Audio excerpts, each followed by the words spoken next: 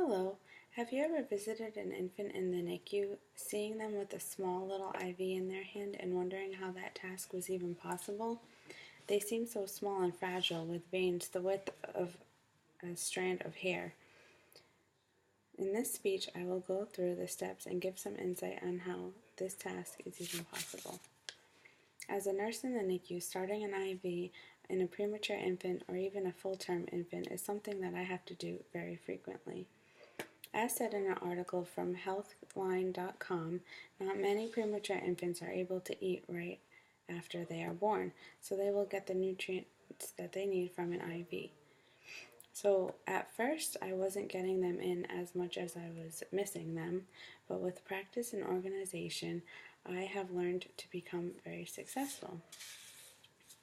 Starting an IV is possible to do in an infant if the proper steps are taken before, during, and after the procedure. Before I get into details about this, I will quickly discuss the main steps that we are going to talk about throughout this speech. First, you will have to get together all of your supplies and have them ready to go, and also prepare the infant.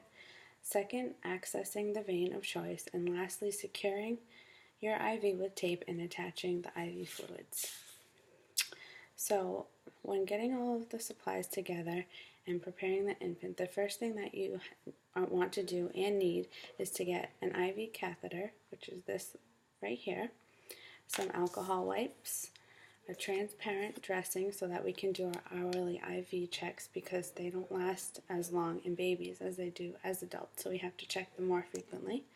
You also need a tourniquet, which we use a tiny little rubber band, some tape so that you can tape down the IV when you're all done, a saline flush, which is right here. We just take some normal saline, squirt it through, and it's right there ready to go to be attached to the end of the catheter.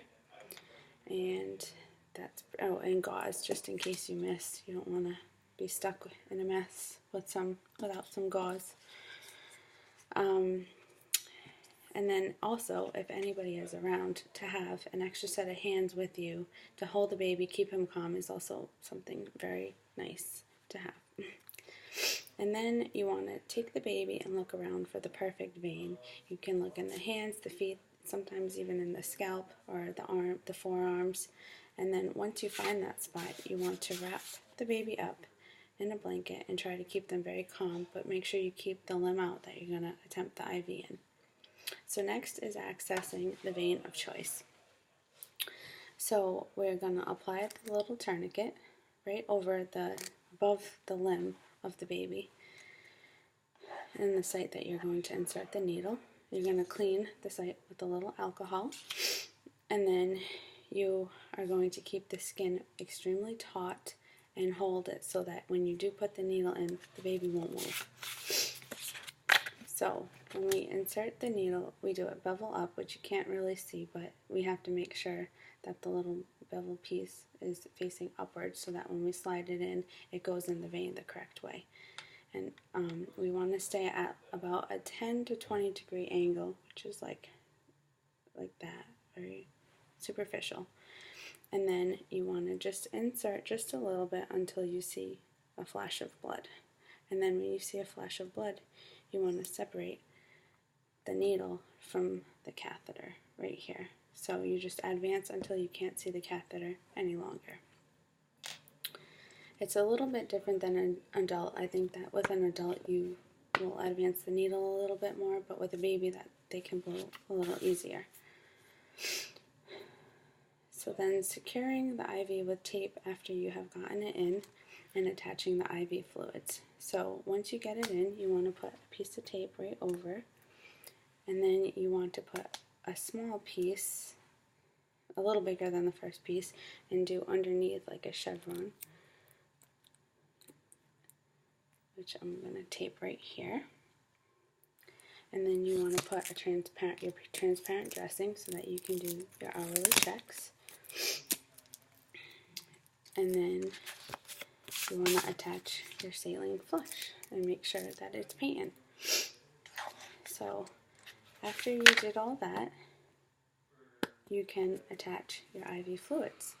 So, according to Loudermilk's Maternity and Women Health book, parents of infants that need IVs should be given an explanation about the IV fluids and the equipment that is used so that they can understand why the baby needs it and what's going on. So this is a perfect time to do that, either before you insert the IV or right after, just as long as they're always aware of what's going on. So that is how to start an IV in an infant, by preparing the supplies that you need and the baby, accessing the vein, and securing the site. Starting an IV in an infant is possible to do if these steps are taken and followed through. In conclusion, starting an IV in an infant takes time to perfect and still is difficult, where even the most experienced nurses sometimes do still miss.